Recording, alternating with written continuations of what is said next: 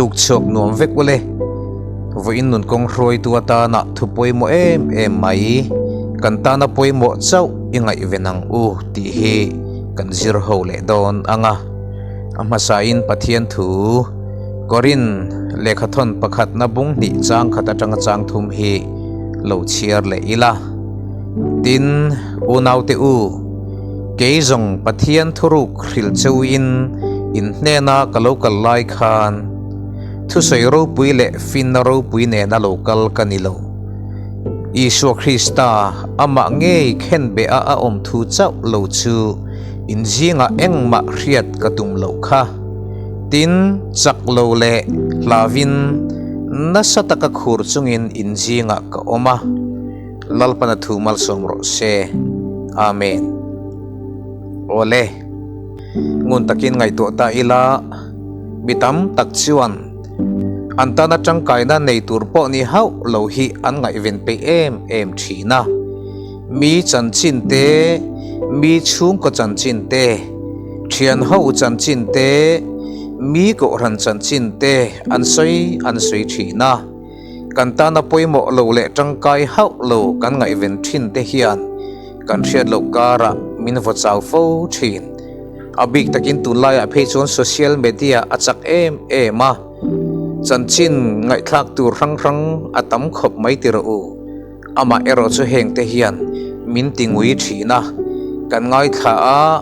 kan du wang reng in kan ngai kha ama ero chu kan riat lo kara heng te hian min ti chau fo thin he wang hian vo in chu kan ta na poimo chau ngai venila ti hi thupuya kan mangdon ani tirko polan he thu asoi lai khan andin bun chu hetiang hi ani a korin khuwa hi khopui lian pui ani a mi hausa le challang tak an om treu o me fin na lamzir le ngai ven antam ma sumdong le mi hausa antama christian ero pakhat ma an la om lo ni in alanga mitam takin chu wang chuan pola po an do dala nasa takin ring tu tekha an ngai ven du lovin an ngai sang lovani harsat na an siam sak fo thin ani korin khuwa ko ran te ne na chuan a subject dan lam ni lo ma sela greek mi te rom mi te angin thu fing le thurilin soive thiam lo ma sela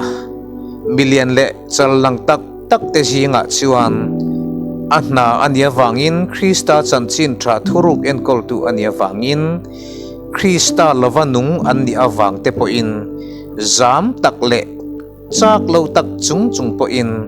hlau tak chung te po in nasa taka khur chung te po in oronga bola ni ti polan heta hian min ril ani million le mi hausa te mithil ti theile antana noksak le lo om tam tak an om a khevekani pola hian nima sela chuti chungchuan Krista khen be thu molte mai a han soi lui zela chu a soi lui zela ni chuan har sana atok theiti po a ria nima sela mi in engtin nge achungchang an rel engtin nge an soi ti riat kha adu lova pathian du zong ti chia kha adu ber ani a atana har satna om theite riat adu lova thiam achanna Isu Krista khen be a om thu chau lo chu korin mi te jinga engma dang reng riat adu lo ani ti a han soya hi apui mi ame hle in ga ria ani zoram ring tu te hian Isu Krista khen be thu ayanga event hi kan nga viau lo mo lali Isu Krista khen be thu lo deu kan ngai vena wangin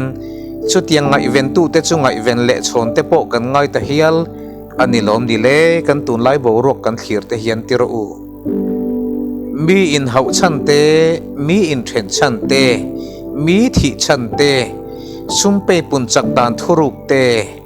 mi ngau chan te a tiang khan chan rang riat kan du a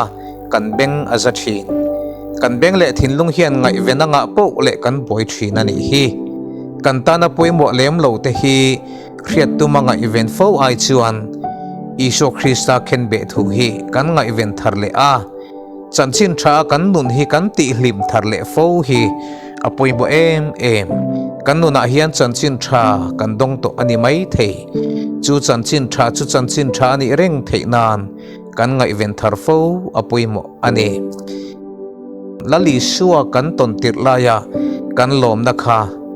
kan thi ni thleng po kan lom na ani reng thei na tur chuan he lali so le achan chin tha hi kong eng motal chuan kan ei zon da in aziri lo di po in kan ngai ven atulin ka ria korin khovel khan chan chinanga hle a ma se pola chuan iso krista khen be thu chau riat atum thin keini ve thung hi kan lalpa iso krista cross te hi kan langai sang rengem le smartphone nge ingai hlut lali suwa kan ngai hlut thil te hi chu nei ve phet kan du a akong kan zong thina kan ngai hlut thil te hian kan nun a roi fo thin isua inei to em isua ilangai sang rengem isua hi imngai tak zet ti ichiangem voina hian hezo na hi kanin zo apoi mo in ka ria